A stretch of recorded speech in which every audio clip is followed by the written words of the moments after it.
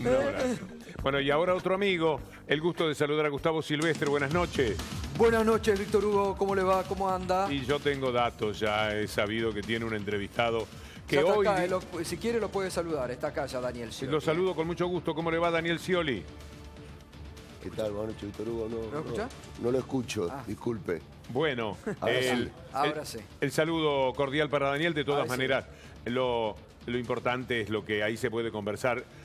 Porque me imagino que Scioli viene para hablar de todos los temas, ¿no, Gustavo? Sí, sí, totalmente. Ahora sí lo está escuchando Víctor Hugo. ¿Cómo le va, Daniel? ¿Cómo anda? ¿Cómo le va? Buenas noches. Muy Bien. Hugo. Genera mucha expectativa verlo ahí para charlar justamente en estos días, porque uno se dio cuenta el otro día cuando llamó al programa de Legrand que tenía muchas cosas para aclarar y la verdad es que hace falta y es muy bueno que pueda salir inmediatamente con todas las aclaraciones pertinentes que ya el otro día eran muy creíbles cuando estuvo aquí Alberto Pérez. Le agradezco este contacto, Daniel, y también Gustavo. Me parece que vale la pena ponernos en marcha, Gustavo, ¿no? Así es, Víctor Hugo. Vamos a tener un muy buen programa con la presencia de Daniel Scioli y además, enseguidita Alejandro Berkovich con este dato que nos va a presentar, la caída del salario, 13,1% desde las elecciones hasta hoy, ¿no? Y cómo impacta eso, ¿no?, en el bolsillo de todos los argentinos, ¿no? Sí, y casi 200.000 desocupados, bueno, desocupados nuevos en estos pocos meses. Sí. Lo charlábamos hace un rato con Julia Estrada del CEPA. Sí, Gustavo, que lo pase muy bien. Gracias. Una muy buena nota. Tiene ahí servido un gran programa. Gracias, bueno, se lo han Víctor servido Hugo. de la mejor manera. Un gran abrazo. Hasta mañana, gracias. Señoras y señores, después de Víctor Hugo, aquí comienza Minuto 1 en la pantalla de C5N, con los temas de la realidad, con lo que otros no te cuentan, con lo que otros te ocultan. Acá, diariamente, te lo mostramos y te lo contamos. Ya está Daniel Scioli, ex gobernador de la provincia de Buenos Aires, ex candidato presidencial. Viene a hablar de todos los temas. Obviamente que va a responder a las acusaciones en su contra, pero también vamos a hablar de política, mucho de política.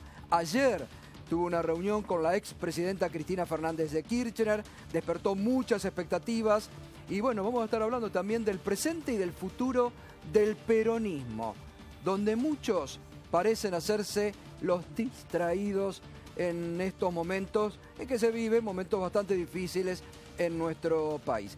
Y enseguida también Alejandro Berkovich nos va a estar comentando, ampliando, ¿no?, esta caída, 13,1. ¿Cuántos años hacía que no caía tanto, Berco, el salario en la Argentina?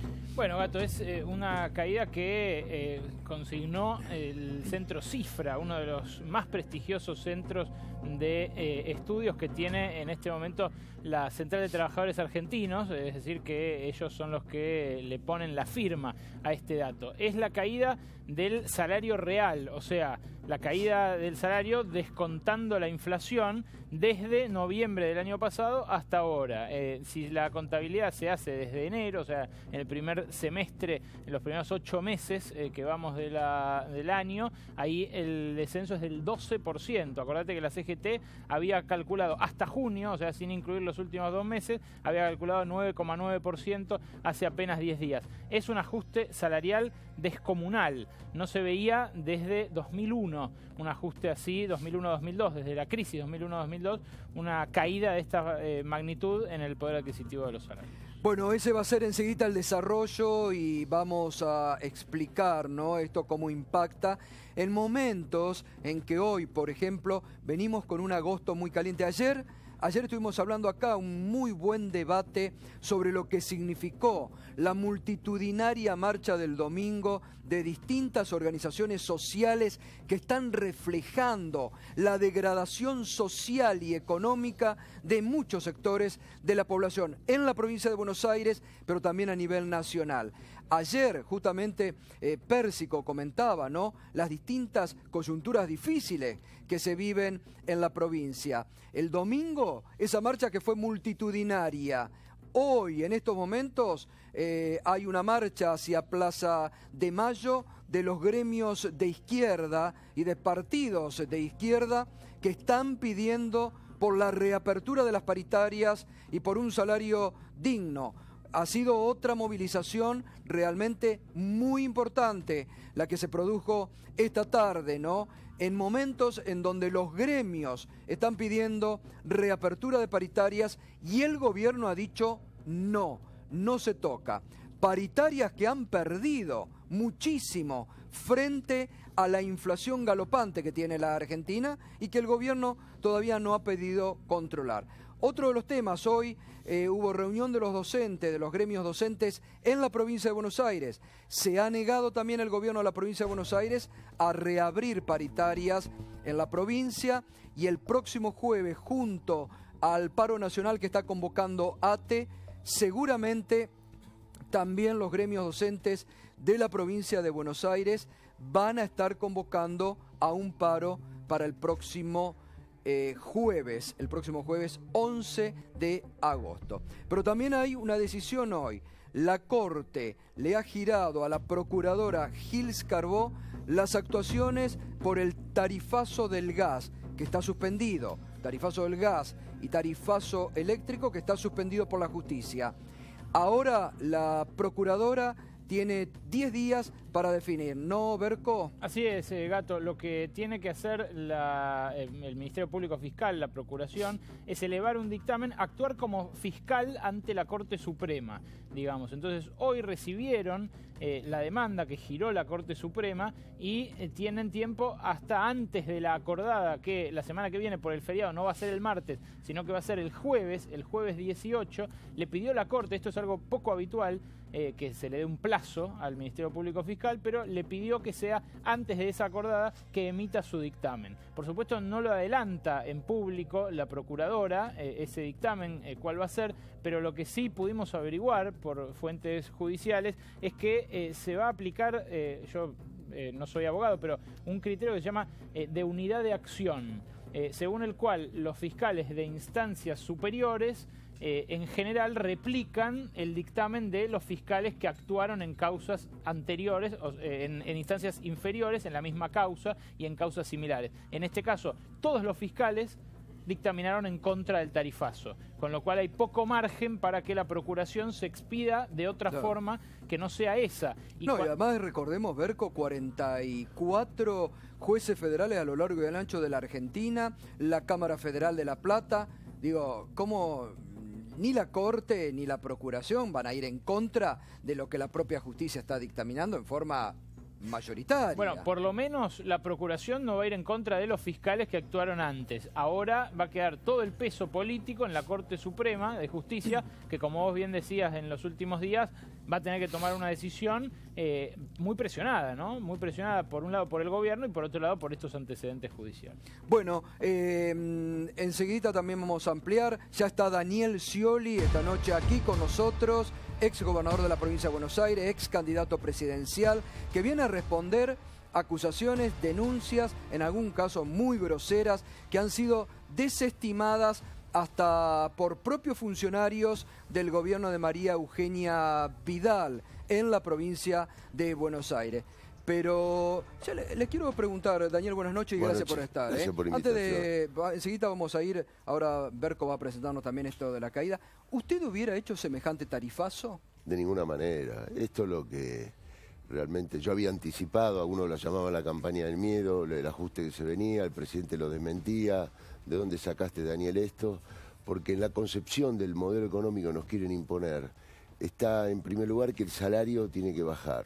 Luego que hay que dejar librado al mercado la gente a su suerte. Y particularmente en el tema de subsidio, que forma parte, que hay que abordarlo en forma gradual, con sensibilidad social. Había un camino intermedio, no se trataba ni de dejar las tarifas congeladas, ni tampoco aumentarla, intentarlo más del 500%. A lo largo de 4 años, progresivamente, se podía hacer un trabajo y la gente ir readaptando su presupuesto familiar, y las empresas industriales, en la cual impacta el tema de las tarifas, poder hacerlo también en su estructura. Hoy hay una incertidumbre, es necesario la sabiencia y repensar todo esto. Ha roto la economía familiar en muchos casos, ¿no? Sin duda. Bueno, y la gente ante la angustia sale a la calle, se expresa, ocurre todo esto y hay que dar certidumbre y la política tiene que ordenar esto. esto. Lo que decía era que desde el gobierno nacional se insiste permanentemente de que usted hubiera hecho exactamente lo mismo. Exactamente lo mismo. Por eso yo quiero hacer hincapié en la gradualidad que usted plantea. ¿Cómo hubiera sido esa gradualidad? ¿Qué es lo que usted tenía planificado?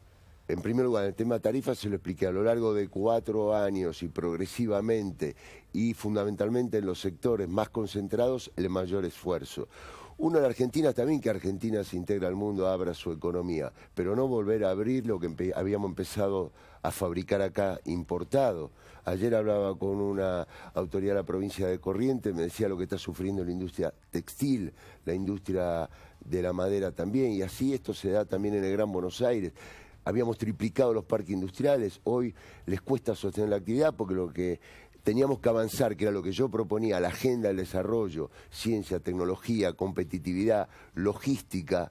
Hoy vemos cómo está sufriendo una competencia desleal que viene del exterior de muchos precios que realmente acá no se puede competir por la estructura de costos. El sector financiero, yo hablé muchas veces del Banco de Desarrollo, no se puede trabajar en la economía real con tasa de interés, una pyme de más del 40%. Ahora ya venimos, Daniel, no? Un anticipo. También en la tribuna del pueblo, lo que hemos denominado la tribuna donde presentamos a usted lo que yo siempre digo, la realidad de carne y hueso, los que sufren muchas cuestiones de esta vida difícil hoy por hoy en la Argentina, ya está presente vivir, ¿cómo es vivir un mes sin luz y sin agua? Son ellos integrantes de un consorcio, de un edificio, como cualquier hijo vecino de la Capital Federal. Muchos de ellos han tenido que mudar a otra parte porque hace un mes que están sin luz y sin agua. Las tarifas por la cabeza. Ahora, el servicio, no solamente en la Ciudad de Buenos Aires, sino también en la provincia de Buenos Aires, se corta a muchos usuarios. Hoy los de carne y hueso, como yo les llamo, nos van a contar este drama, de vivir, en el caso de ellos, un mes sin luz y de hace varios días ya sin agua. En el día a día periodístico que siempre vamos presentando, hoy llamó la atención, fíjese, el senador Fernando Pino Solanas, que denunció que hay una fuerte protección mediática de grupos hegemónicos periodísticos y que a él, lo dijo hoy, lo ha denunciado prácticamente censura, dijo, me han dejado de lado, me han dejado de invitar a lugares donde antes me llamaban para criticar al gobierno anterior. Escuche lo que decía Pino hoy. Cuando estamos ante un gobierno que cree natural modificar leyes nacionales, como es la ley de tierras, por simple decreto, estamos en problemas. ¿Abre esto un panorama de inseguridad jurídica en el país? No, lo grave, Gustavo, es que no hay reacción. También no hay reacción de la oposición política, Pino. Pero no es muy tibio. No hay reacción de los comunicadores, no hay reacción de la prensa. Pero también la oposición está en deuda, Pino, porque han sido demasiados permisivos con el gobierno, les han dejado pasar muchas cosas. Por supuesto, pero ¿cuál es la oposición? ¿Vos sos oposición, Pino? No, sí, querido, pero no tengo espacios. De los programas de televisión que me invitaban hace 2 meses que ya no me invitan. Bueno, ahí estaba, llamativo lo de Pino Solana, ¿no? Prácticamente denuncia una censura. De los programas que me invitaban, acá ha venido, obviamente, y es un invitado permanente, ¿no? Pero dice, de los programas que me invitaban, prácticamente ya no me invitan, Forma parte de este blindaje mediático que muchos medios le hacen al gobierno de Mauricio Macri. Pero vamos a lo que realmente es un tema muy preocupante en momentos en que los gremios, el domingo, la marcha, la movilización tremenda de los sectores sociales piden un salario popular, la marcha que en este momento se están realizando por parte de los gremios de izquierda y de los partidos de izquierda, están pidiendo reapertura de paritarias. Nos enteramos, lo que recién nos comentaba Berco, 13,1 la caída del salario, la peor en años. Berco. Sí, Gato, hubo ajuste salarial descomunal. No hubo un ajuste fiscal en el sentido estricto, en el sentido de un recorte en el gasto, porque el gobierno intentó hacerlo inicialmente, luego se topó con las resistencias a los aumentos de tarifas, a la reducción de subsidios y además le perdonó impuestos, le rebajó impuestos a sectores, lo cual terminó a la postre engrosando el déficit. Pero el ajuste salarial fue deliberado. La idea de que van a venir inversiones en la medida en la que el costo salarial se reduzca está instalada en los distintos estamentos del gobierno. Y de eso da testimonio la cifra que le vengo a presentar esta noche a usted, que además le recomiendo especialmente ver, porque no proviene de uno de estos nuevos centros de estudio, no exagera en lo más mínimo, porque no hace falta exagerar estos números. Esto tiene el respaldo de el CIFRA, el Centro de Estudios de la CTA, que viene diciendo incluso cuando había recortes salariales en términos reales en tiempos del kirchnerismo. Así que me parece vale la pena especialmente prestarle atención a estos números que son elaborados por economistas que trabajan para una central de trabajadores. Primero, ¿por qué le pusimos un recorte a lo de la Rúa pero también para privados? Porque aquel famoso 13% que se recortaron los salarios y las jubilaciones en el año 2001, la mayoría de los que tienen más años de los que vivieron en esa época lo recordarán, ahora se trasladó a toda la economía. Es esa la caída del salario real entre noviembre del año pasado y la actualidad, según cifra. Fíjense ustedes que haciendo que diciembre de 2015 sea el 100 de esta escala, hoy estamos en 87,9, lo cual da testimonio de un 12,1% de caída en lo que va de este año, es decir, entre julio y diciembre del año pasado. Pero si a eso agregamos noviembre, porque entre noviembre y diciembre hubo una caída del salario real también, llegamos a ese 13% que decimos es similar al que hizo de la Rúa en su momento, en términos nominales, porque en la convertibilidad no había una inflación que licuara los sueldos, sino que había que pagar menos directamente a quienes reciben un ingreso fijo. Bueno, ahora, por obra y gracia de la inflación, esto se hizo, pero para todos y todas, no solamente para los que cobran del Estado Nacional. Ahora, esto tuvo una consecuencia que nosotros venimos reflejando mucho, pero que hoy este informe de cifra que estamos citando refleja de una manera muy acabada y muy tajante, que es que, claro, con menor poder adquisitivo hay menores ventas y un desplome del poder del consumo interno. Fíjense ustedes cómo evolucionaba junio de 2015, julio, agosto, septiembre, octubre, noviembre. Los números se van achicando porque, hubo acá algo de anabólicos preelectorales, digamos. Hubo una política fiscal más dispendiosa, todo esto se fue agotando hacia las elecciones, pero el cambio de signo es muy notorio. Fíjense ustedes, las barras que van para abajo son de ventas minoristas medidas por CAME, son de ventas en los shoppings medidas por el INDEC, de Jorge Todesca, de Mauricio Macri, y ventas en los supermercados medidas también por el INDEC. Tiene caídas de hasta el 16%, que para un consumo interno no suelen verse, salvo en años como 2001-2002, años de crisis muy severas. Bueno, en este caso es una crisis autoinfligida, una crisis que tiene que ver justamente con la transferencia de ingresos en contra de los trabajadores que se realizó en base a un set de medidas macroeconómicas. Pero vamos un poco más atrás a compararlo con otros momentos en base a este mismo centro de estudios.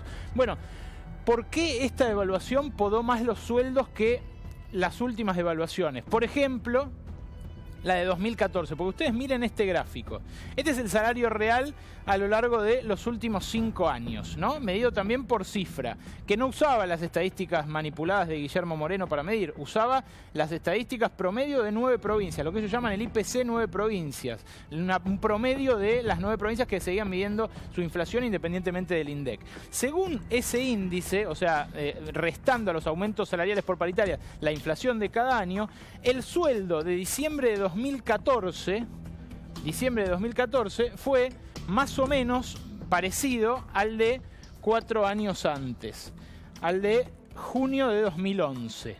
Pero en ese lapso, si bien hubo alzas y bajas, ¿cuándo se dio el mayor ajuste? Después de la devaluación de enero de 2014. ¿Se acuerdan de esa devaluación? Que se echaron culpas, Fábrega, Kicillof, ¿quién fue? Bueno, en definitiva, el dólar saltó de 6 a 8 y los sueldos se fueron a pique, de 103 a 92.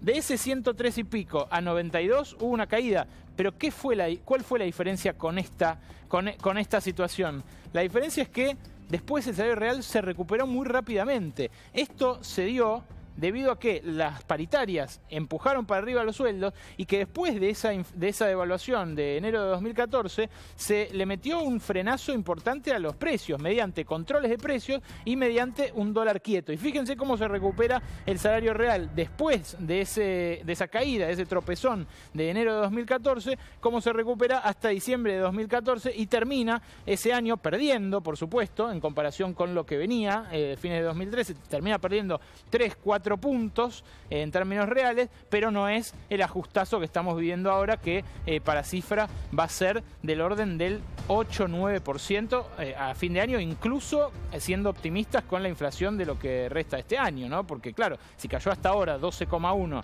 en comparación con diciembre, incluso suponiendo que la inflación afloje por la recesión, porque nadie vende nada, porque nadie está para aumentar precios, incluso así el salario real va a caer mucho más que en 2014. Fíjense, acá están las cifras, los números de cada año, el saldo del salario real de cada año, o sea, cómo salió la diferencia entre lo que aumentaron los sueldos en plata y lo que aumentaron los precios. ¿Cuánto terminó? Acá terminó ganando 3 puntos y pico el sueldo contra los precios. Acá terminó 1,3 en 2009, en 2010 1,3 arriba los sueldos respecto de los precios. En 2011 casi un 7% terminaron los sueldos por encima de los precios. En 2012 un 5,8. Acá se dio lo que Miguel Bain criticó mucho durante la campaña. Dice que acá subieron demasiado los sueldos. ¿Se acuerdan que Miguel Bain decía eso fue un macrocidio, se arruinó la macroeconomía? Bueno, la contrapartida de eso es que en 2013 hubo una caída leve y en 2014 hubo esta caída que les decía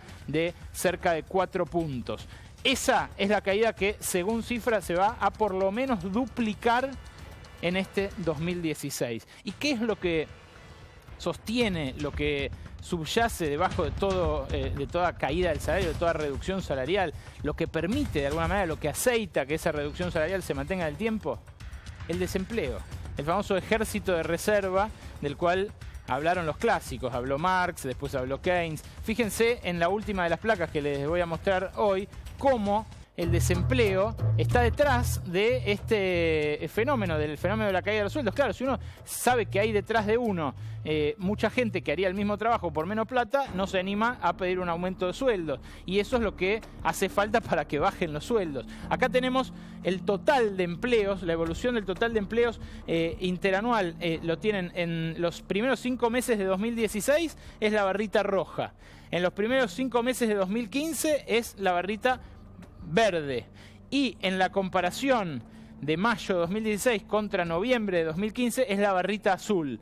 Esta es la barrita de la pérdida de puestos de trabajo entre noviembre del año pasado y mayo de este año. No hace falta exagerarla, no hace falta decir que fueron más de 200.000, no hace falta dibujar. Esto es lo que surge de las cifras oficiales procesadas por este centro de estudios de la CTA. 128.408 empleos menos.